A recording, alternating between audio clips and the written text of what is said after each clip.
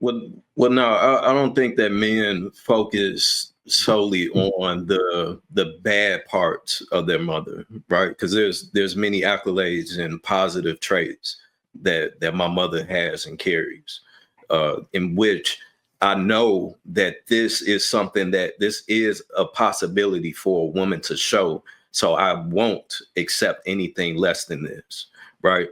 But I think that the fact of the matter is that, again, this is the first woman that we have truly learned and Right. we've been exposed to through all of the good shit and all of the bad shit.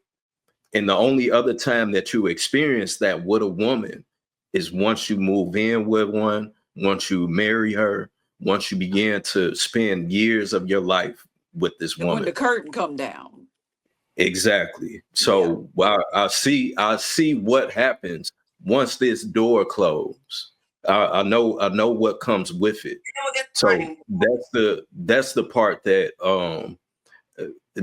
as far as with me using that my mom as an example, I think that's more so the way that most men would No, I agree. I just was yeah, going off on a tangent about not necessarily the people on this panel, but people out in the world. Because I know y'all are more intelligent than that. All I was saying was what I see, and what we should probably be telling them is like, yeah, it's okay. But if you know your mama wasn't, all the way there, just remember that she did have a kind side. I hope, and then for that, if not, I'm just pray for you at that point. The majority of men, their first love, their first unconditional love is their mother, their nurturer. When men go awry, there's always a catalyst to it as for where they cross the street or no longer loved that woman who birthed them the way that they once loved them. There's always a story behind it. My mom was my true love. When I first came on Lapeef Network, I said something and I spoke my testimony. She found out what it is to give without getting back.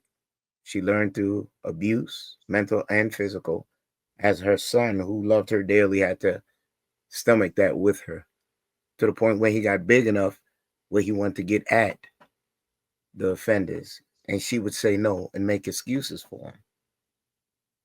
Then you became the person that filled that spot when they were no longer around. That's called trauma.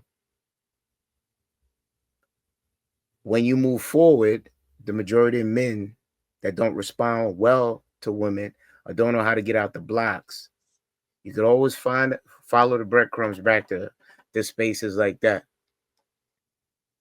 to the part where they are no longer in love with their mom, but they love conditionally because they know it's understanding that that's what they should do and try to find their way back to that spot when they were younger and they needed unconditionally that love.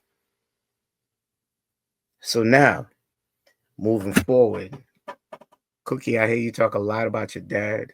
I've listened intently, but the conversations regarding your mom were far and few in between. No disrespect to your situation. So that means the message that you're pushing out is he was your all and everything.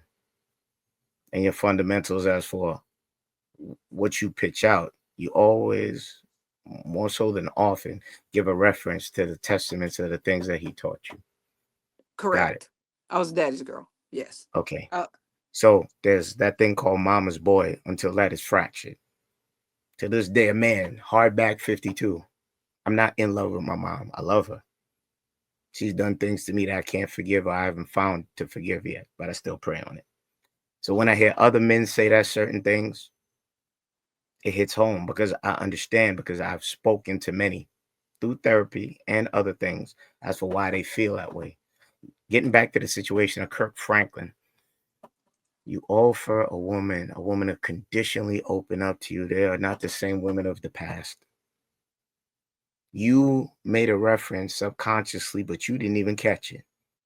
I could do 99 things for you, but once I don't do that one thing for you, it's like I never did nothing for you. And a lot of men face that. You can put them in Gucci and gold, feed them filet mignon, seasonal lobster. God forbid you ain't get her nails and her hair done this week. Mm-mm-mm. are you You's talking a about me? wretch. No. In general, not you. I said you missed something subconsciously because you When I said said something. what no, that takes a lot of build up. Nah, we're No. not There talking was about some. one little Okay, thing. but you said it, but you didn't catch it. You had a good build, but that's a default in the majority of women that we come to meet nowadays. That okay, just don't get on my bad side. I'm paraphrasing.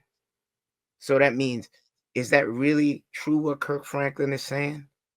Are they really working in our benefit, or they just come to take?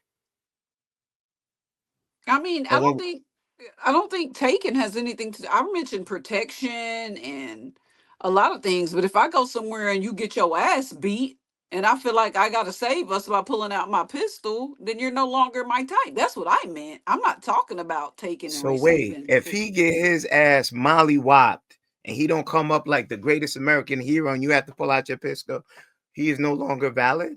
He's no I'm not longer saying he not wanted. valid. I'm just gonna question like, why did we get into this confrontation? We could have just walked away. Okay, that's moving the goalpost. If it's something that he couldn't get out of and it happened, you have to clarify that And he got his statement as ass beat. qualified. I just feel like men should know how to to fight.